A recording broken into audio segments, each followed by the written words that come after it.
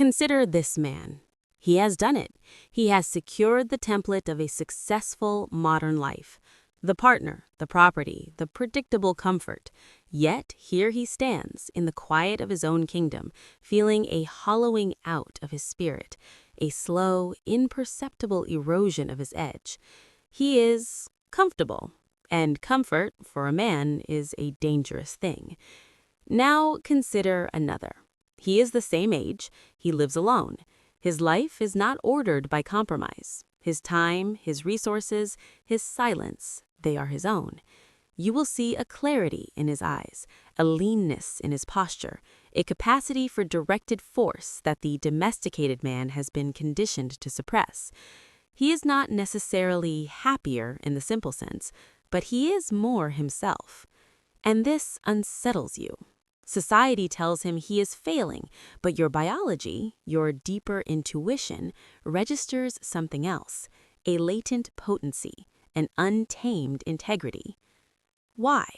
Why does the single man, against all social narrative, often seem to age better, to retain a form of power the partnered man surrenders? This is not about misogyny. It is not about hatred.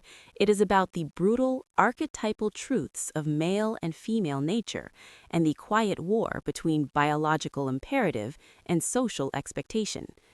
In this video, we will dissect the uncomfortable mechanics of female psychology, the sacrificial altar of the male provider, and why the single path, while lonelier, often forges a harder, more integrated man. To understand the present, we must excavate the past, strip away the thin veneer of civilization. We are speaking in terms of hundreds of thousands of years, of survival, of genetic eternity. For the ancestral woman, the biological imperative was catastrophic. Pregnancy, childbirth, lactation, these are states of extreme vulnerability. A single misstep meant death for her and her offspring.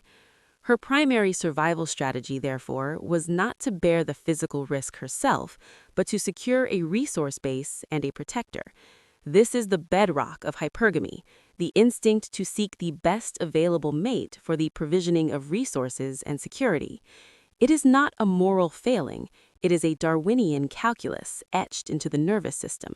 For the ancestral man, the imperative was different. His path to genetic legacy was to acquire and provide that resource base, to become an instrument of utility.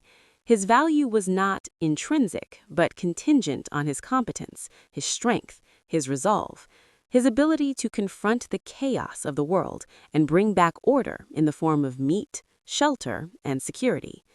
Now observe the fundamental tension. When a man enters the provider role, his biological task shifts. His energy is no longer directed outward toward conquest and mastery of the external world. It is directed inward toward the stability of the hearth. He must become predictable, reliable, safe. The very traits that make him a good provider are, in a profound sense, the traits that domesticate him.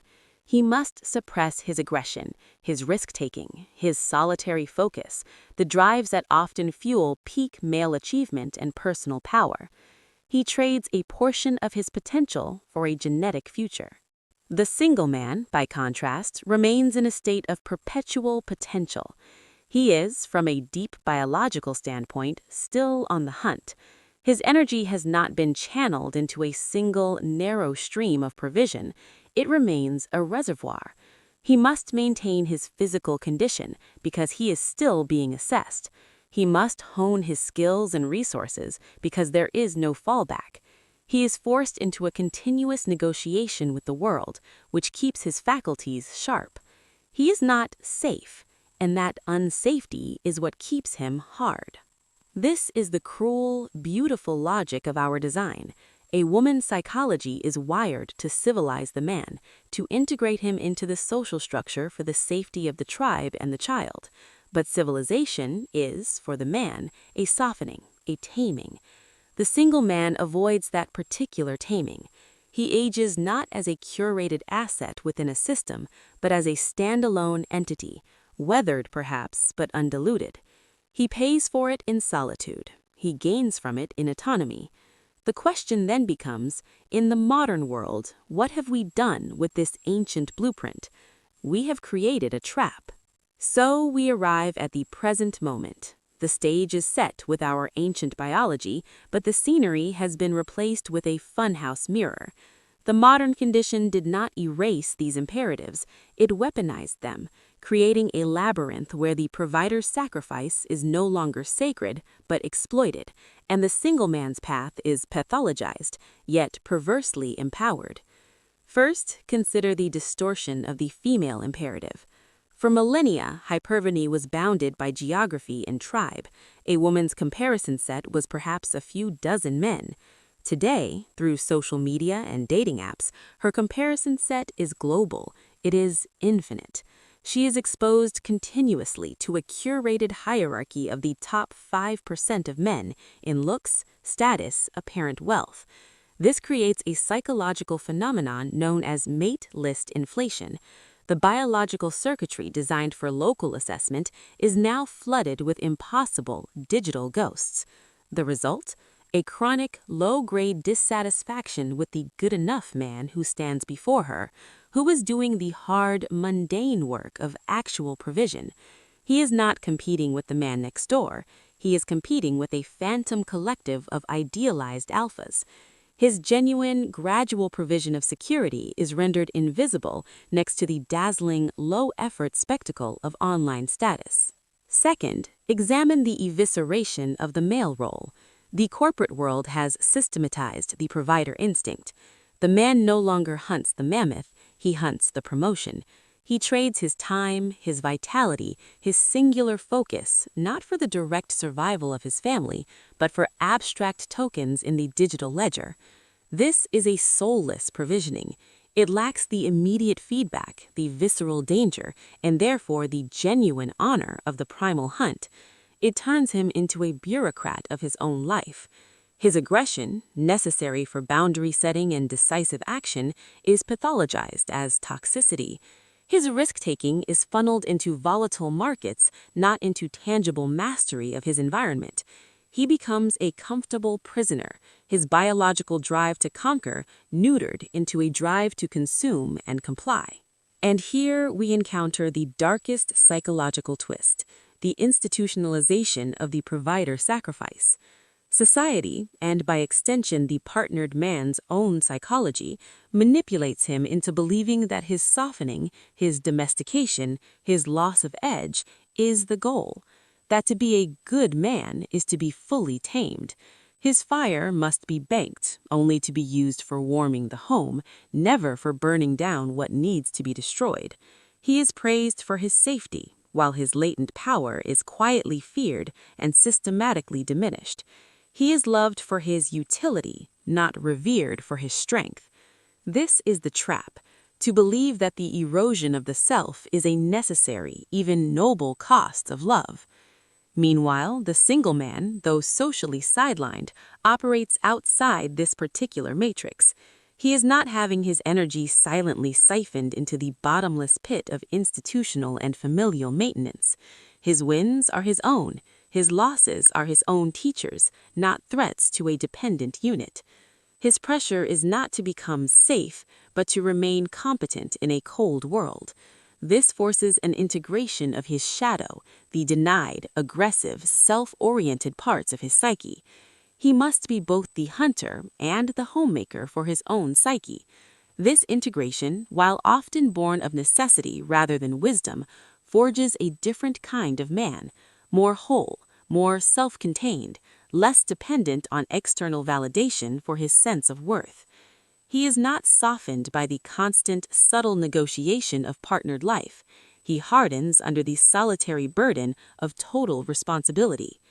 The modern world, therefore, has taken a biological tension and turned it into a silent war of attrition for the partnered man and a stark, clarifying crucible for the single one. One path risks a slow death by comfort, the other a potential death by isolation. But only one path consistently allows the man to meet the world with his full, undivided, and untamed force. So here is the synthesis, the uncomfortable, unvarnished truth. The single man often ages with more potent, more self-contained integrity because he remains in a state of evolutionary readiness. He is forced to negotiate directly with chaos. His value is not mediated through a single domesticated channel, but is constantly tested by the world. He must integrate his capacities or perish in obscurity. He is the lone wolf, lean, alert, and wholly responsible for his own survival. This is a hard school, but its graduates possess a kind of indivisible sovereignty. The partnered man, in fulfilling his deep biological and social role, willingly enters a state of evolutionary retirement. His energy is redirected from conquest to consolidation, from self-actualization to system maintenance. The very virtues of his commitment, reliability, predictability, self-sacrifice, are the same forces that sand down his edges, that plague-cake the fierce and restless spirit that might have scaled higher peaks alone. He trades a portion of his potential peak for the profound meaning of legacy and shared life. This is not a failure. It is a different, and often more socially revered, form of strength. But it is a softer strength. This is the red pill. There is no free lunch in the architecture of existence. You are always trading one form of power for another. Autonomy for intimacy. Potential for stability. The integrated self for the relational self. Female psychology, in its ancient, hypergamous wisdom, seeks to secure the best possible vessel for resources and safety. In securing it, the vessel's nature must change. It must move from being a spear, sharp and singular, to being a hearth, warm and contained. The Stoic insight here is not to rage against this biology, nor to vilify the opposite sex for following its dictates. It is to see the world clearly, and then choose your sacrifice consciously. If you choose the path of relationship, you must do so with your eyes open. You must not naively surrender your entire being. You must carve out sacred, inviolate spaces for your own development. The forge, the study, the gym, the wilderness, where you are not the provider, not the partner, but the sovereign individual honing his own blade.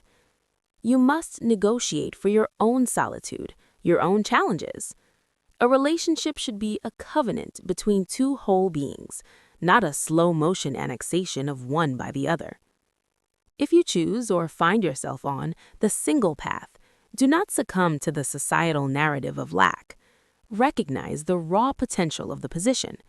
Your task is not to languish in resentment, but to shoulder the burden of your freedom with excellence. Build your body, fortify your mind, master your craft, accumulate your resources, not for display, but as a foundation for genuine, untethered action. Your goal is not to remain forever alone, but to become so complete that any partnership you enter is from a position of overflowing abundance, not desperate need. In the end, the man who ages best is not defined by his relationship status, but by his degree of self-awareness and conscious sacrifice. The partnered man who has forgotten himself decays into a ghost, a utility. The single man who wallows in his own potential becomes a bitter phantom, all promise and no substance. Choose your hardship. Pay your price. But do not do so asleep. The world does not care about your comfort. It responds only to strength. Whether you forge that strength in the silent furnace of solitude or in the negotiated peace of the shared fire is the choice that will etch the lines upon your face and the resolve within your soul.